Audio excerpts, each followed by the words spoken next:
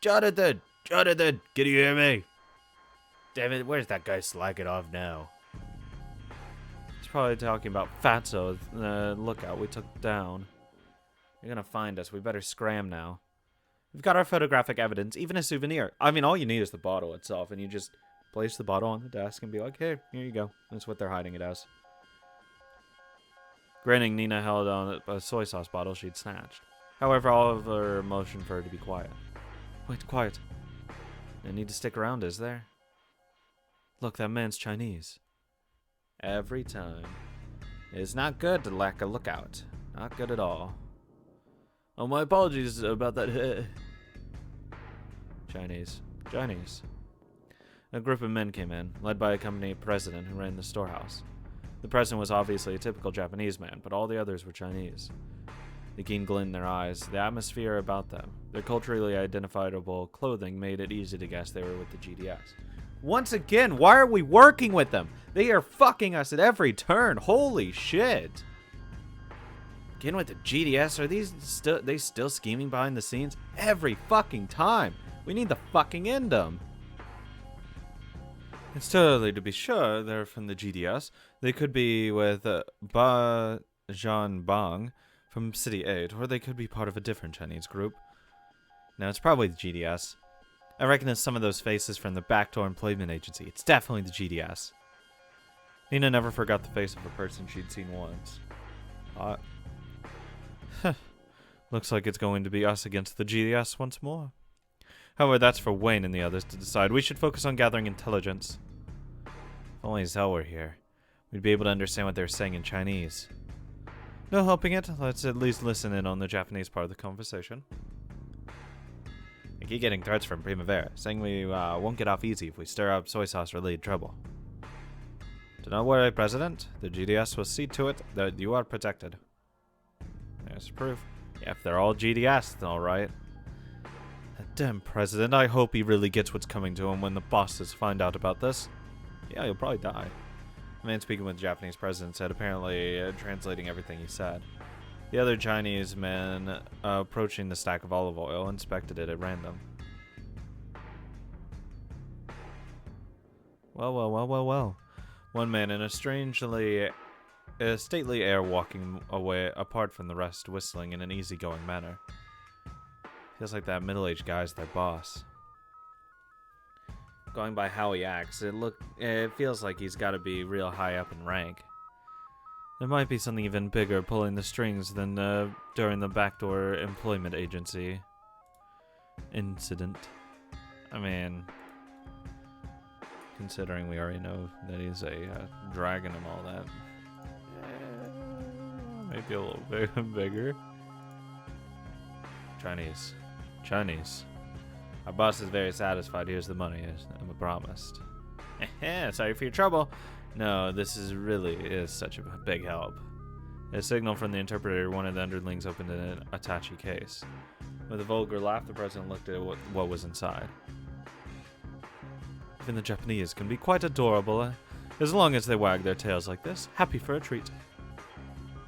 But boss, I don't understand. I thought we were rushing to put pressure on Primavera for daring to build the Japanese labor union.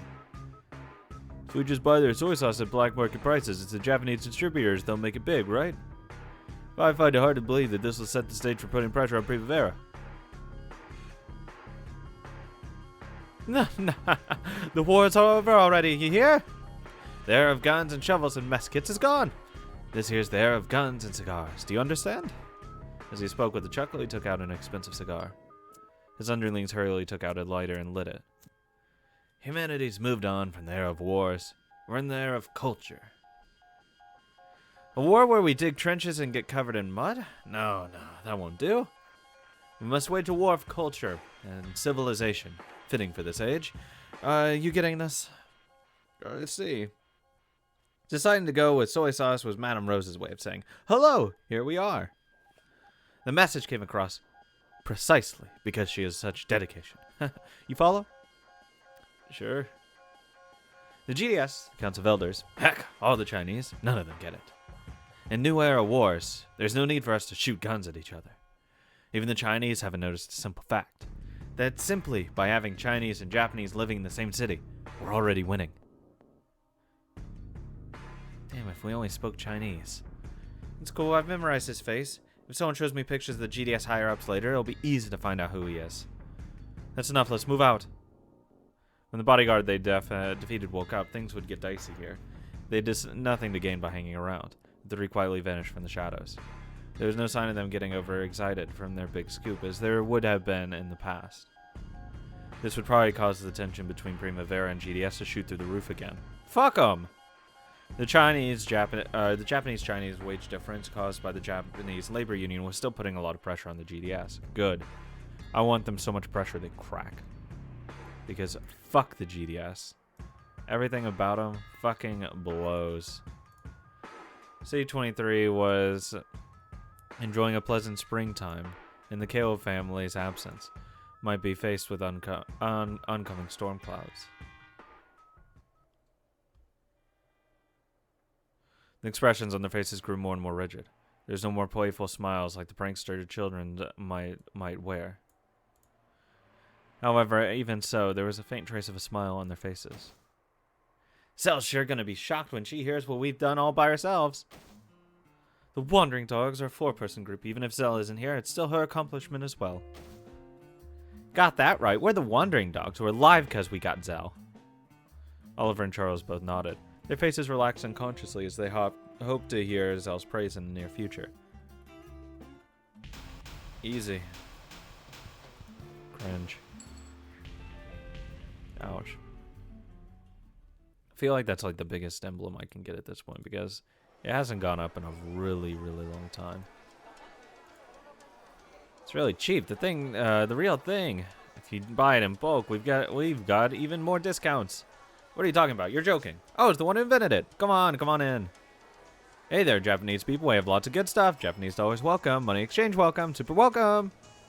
Well, I'd be happy to quit a place like this. Why would I be forced to work for half the wage of a Japanese man when they lost the war? Chinatown was filled with the usual din. It may have sounded like rough yells to a Japanese person, but it was made clear how tough people from foreign lands were. The toughness needed to turn a foreign land into one's homeland. Perhaps that was a source of strength of the Chinese. Against that traffic, which resembled a torrent of energy, walked a small, frail girl with a hood pulled far over her head. She sometimes bumped into people with her shoulder and staggered. The face of that girl, who resembled a leaf being tossed about a muddy river, looked feeble. Zell? The hooded girl was Zell. She wasn't in bed of a quiet music shop, but here in the middle of China's bustling streets. Why? It wasn't bright or cold enough to warrant wearing a hood so far over her head. Zell glanced around, then entered an alleyway. A kindly old Chinese woman warned her that it was dangerous for a young woman to walk in a place like that. However, Zell just nodded vaguely back to her before disappearing into the alley.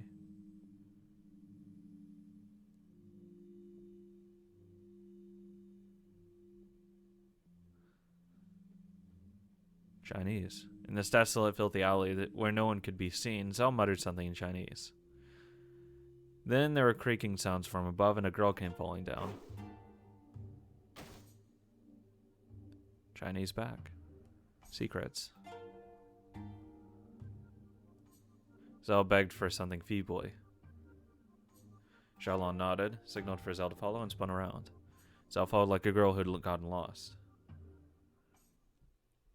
Sure wish I knew what they were saying. Great, you've done some great work. After examining the photo and the evidence of the soy sauce bottle, Wayne patted Oliver on the shoulder. Apparently he was doing his best to reward his underlings, since Richard had made a point of telling him to. And as though feeling it was wrong to reward only Oliver, he went on to pat Charles and Nina on the shoulder, in exactly the same way. Thank you. Even the consigliere had high praise for you. He even said he wanted to recommend you to be Madame Rose's bodyguards. Whoa, that's such an honor. I mean, that's way too. Really, Wayne? The consigliere really said that? The consigliere said it, not me. Being Madame Rose's guards would put you on the same level as me. I can't imagine what we've reached at your level yet, Wayne. However, I want you to be able to acknowledge us as adults someday. It's a good look on your face. I see a wolf's ambition to move up in the world, but neither the impatience nor composure of a lost dog. I imagine the day will come when you all and I stand by side. I said bye too much. Oh, we'll definitely stay focused. Me too. I'll work harder and harder. Don't forget to keep your skills honed. And don't be afraid to fight for your comrades. Oh, that's right. I hear Zell isn't feeling well. Use this to get her something good to eat. She didn't grow up in the alleys. Unlike us, she can't keep her spirits up without nutrition in her diet. Thank you very much, Wayne. Let's go buy Zell some Nikomon. A whole mountain of it. I know she'll love it. You're the only one who'll really love that, Charlesy. Let's get some good veggies and make her some porridge. That sounds good. After all, it seems fortune flies from those who eat poorly. It's been clear to me ever since we started eating good, thanks to Zell. About Zell, though. Feels to me it's more energy and fortune she's missing instead of nutrition. It's like the opposite of fortune comes to those who smile. Poor girl. If we all eat delicious stuff and have a blast, I'm sure she'll get her energy back, and her fortune too. If you put it that way, sounds like porridge just wouldn't cut it. My. Might not be so bad to have Nikomon party every now and then. Let's buy some kinds of yummy grub. If all four of us throw a party tonight, I'm sure Zell will be back in high spirits in no time. But she's not there.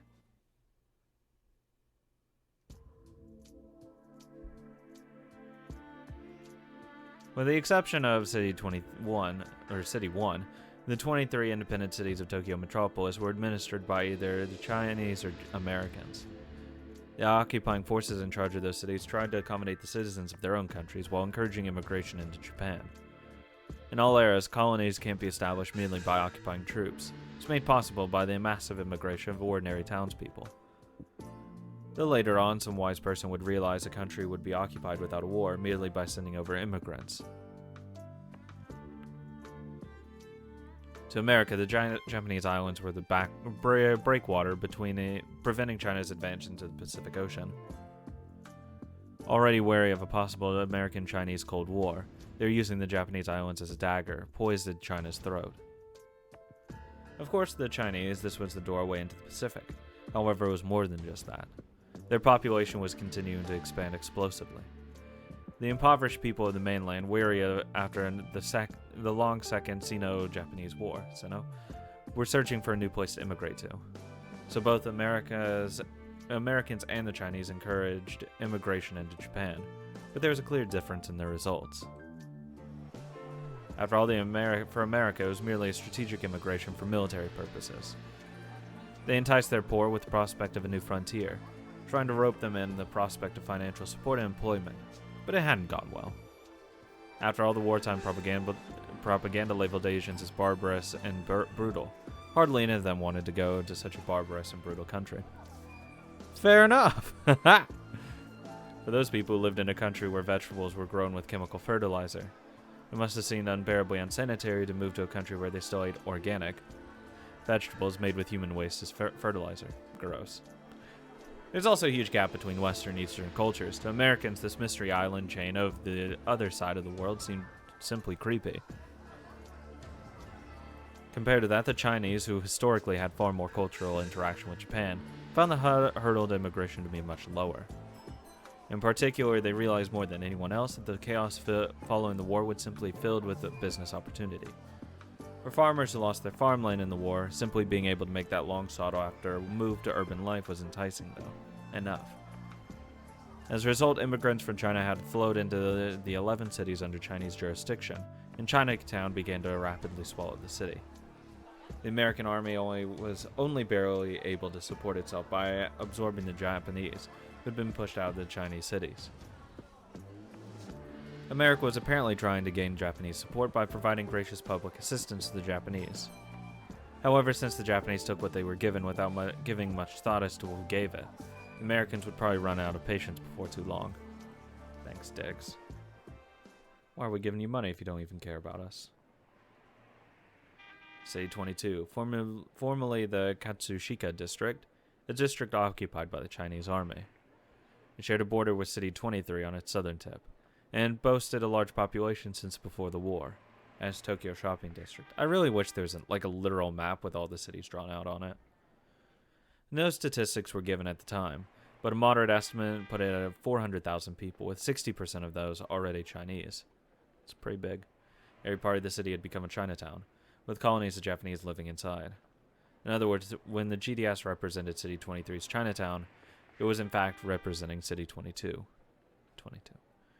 In comparison, Primavera was merely a force representing a Japanese colony inside City 23. The GDS was a powerful force that couldn't really be compared with Primavera. Who cares, fuck 'em. There was a certain fancy restaurant with a massive illuminated Golden Dragon billboard. Locals could tell you at a glance it belonged to the Golden Dragon Society. A restaurant offering superb meals to delight a select few was, of course, merely its public face. Below it were several hidden rooms connected by underground passageways, forming a separate world, like the lair of a massive dragon sleeping beneath the world. There were only two kinds of people who could set foot in this separate world. The first sort were members and allies of the GDS. They would be able to see the light of day again. Then it was the enemies. People who fell into this second category would never see the light of day after being brought down here. The place was filled with all sorts of unidentifiable smells. Various ducts and pipes ran through it, mixing the smells from some kitchen with the moldy stink of an AC unit, all the way down to the aromas of the sewer system. Rumor had it that one could use these underground tunnels to cross City 22's Chinatown without ever walking on the surface. The complicated interweaving passages had become a practical maze, and it was whispered that no person even in the GDS knew about all of them. Surely the name Demon's Den was fitting for a place like this. And deep in this Demon's Den was Zell. Around her was not only Xiaolong, but several GDS men as well. Hey Zell, what you doing? There were even some men dressed as waiters, totally out of place in this cluttered underground lair. They carried delivery boxes packed with food and followed behind the GDS men. On Zell's wrist, one could see handcuffs. Eventually, they reached a certain door and stopped. The man in front took a key from his pocket and stuck it into the lock of the door. What is it? Your sleeve. There's dust on it. Zell had probably brushed her sleeve up against some dirty wall. Her sleeve seemed to have dust sticking to it. Xiaolong patted it and knocked the dust off. Thanks. I don't deserve to be thanked by you. She spoke in a small, hoarse voice that only Zell could hear. Because of the high fever she'd suffered when she was young, Xiaolong couldn't speak very well. If she tried hard, she could whisper quietly, but it apparently made her start to choke when she tried. So she usually communicated her emotions through behavior. At that time, there was a clunk and the door was unlocked. Who's Zell? Like, she has to be a higher up. In the sense of, like, someone's daughter. Though the door opened with a deep sound like a prison, inside was a surprisingly beautiful room. The area outside the window was almost too bright with electrical lighting. It made it feel as though the room was above the ground. This fancy private room, with its intricate Chinese design, might have been one of the hideouts owned by GDS bosses. However, judging by the fact that it could be locked from the outside, maybe it was a prison after all. Also, the thin man inside the room was wearing handcuffs just like Zell. Father. Zell ran up to her father, leapt into his chest. Hotaru, I'm so glad you're safe. I'm so sorry about last month. Were you worried?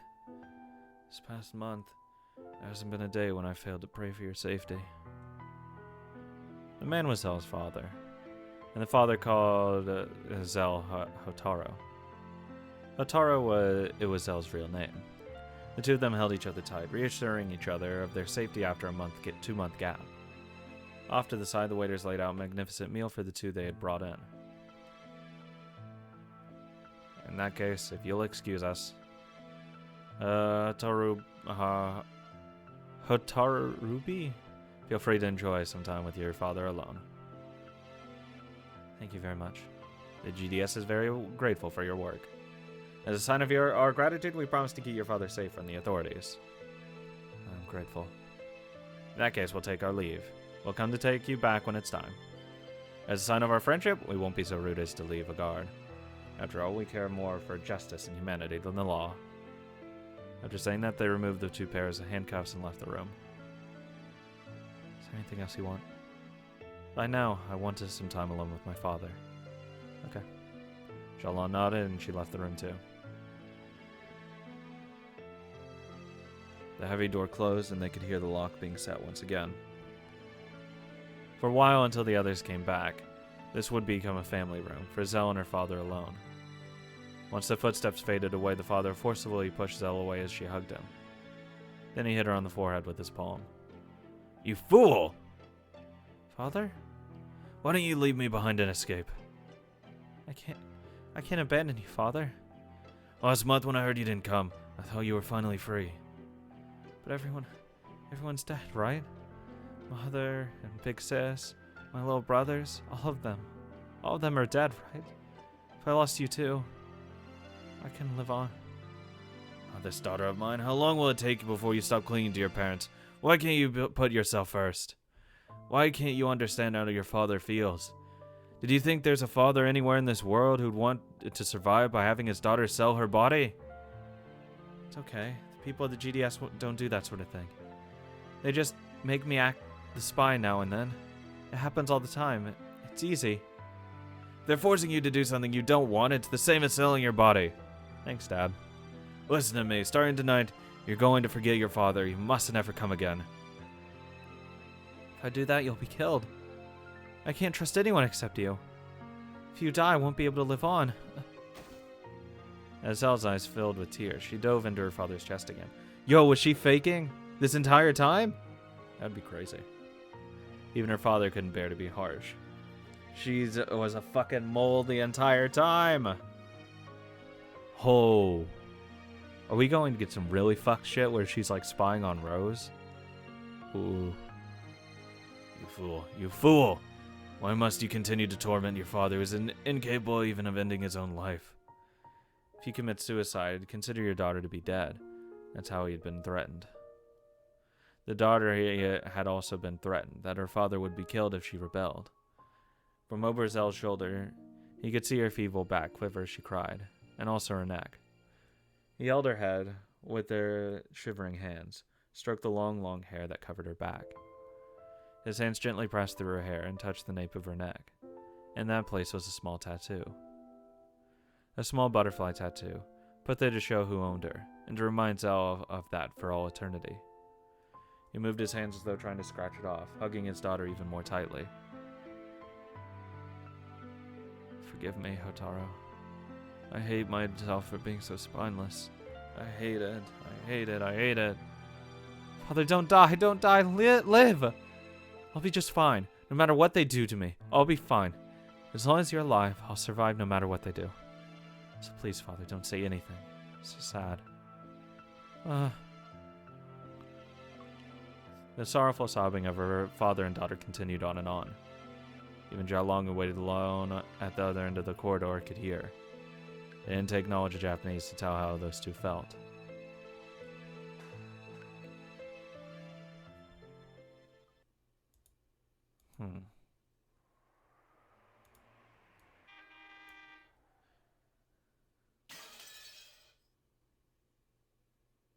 Oh, I'm sorry. I'm so sorry. I couldn't go against the GDS.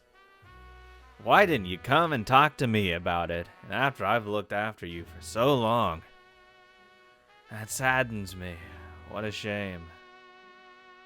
Please don't kill me. There's nothing I can do. Oh, we won't kill you. The person surrounded by tough-looking men and groveling for his life was the distribution company president who had hidden soy sauce in that storehouse. He had entrusted the financial backing of his business to Rich Bombo, which was led by James Tomitake. In this instant, he had betrayed him. James was the most mild of Primavera's bosses. If he had been anything else, there would surely be a smoking hole in the president's forehead by now. Boss, the great boss and consigliere have arrived. Hey there, James. You haven't killed him yet, have you?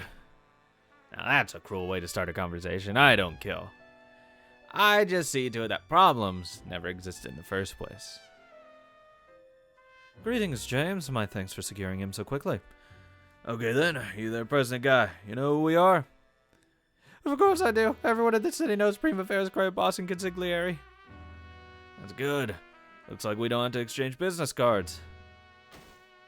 Now, the soy sauce we're talking about here is more than just a little seasoning. Madame Rose brought it back here for her countrymen. You businessmen were entrusted with the job of selling it fairly to the city folk, right? You tarnished the names of Primavera, Madame Rose, and me. Well, I imagine even you aren't planning to go home with all your limbs. Ah, that's impossible. I have a family. Forgive me. Please forgive me. Of course we didn't take the possibility of such a situation into account, but even so, this is truly displeasing. Seems a firm judgment will be necessary if we are to suppress those who measure the good of their countrymen against personal profit. It's called an example. If you set an example that you don't fuck with us, they won't fuck with us. The sin of betraying Rose's ideals is a deep one. You must prepare yourself. I won't do anything like this again, so please forgive me. I'll never disobey Primavera again. Well, now, Richard, let's not get ahead of ourselves. We'll move to a different room. It's not fair to reach a decision before the defense attorney had his say. Defense attorney? Who would defend this man? After Cyrus shrugged, James did the same and smiled vaguely. The three of them moved in the members' room and sat down on a sofa. Let's hear the claims of the defense. By my judgment, this is embezzlement on a scale that we can't afford to overlook. It's hard to forgive as someone knowingly making such a deal, particularly with the GDS. So what's the prosecution says? How about the defense? James, why have you decided there's no need to kill the guy? I have a very simple reason. He's a big fish in the world of Japanese logistics. If we kill him, we'll have no one to replace him with. So no other merchant with a good business sense who might replace him? There's more to logistics than just transporting goods. It's about where you purchase and how you split it up between shops. All of that has to be dealt with. If we use a human being as a metaphor, logistics would be the heart. It's a driving force that circulates the blood and commodities throughout the entire body. You're saying there's some incredible big-shot businessman who controls the realm of logistics in Art City 23? Simply put, that's more or less of it. If we lose him, our countrymen running businesses on the ends of the web will suffocate.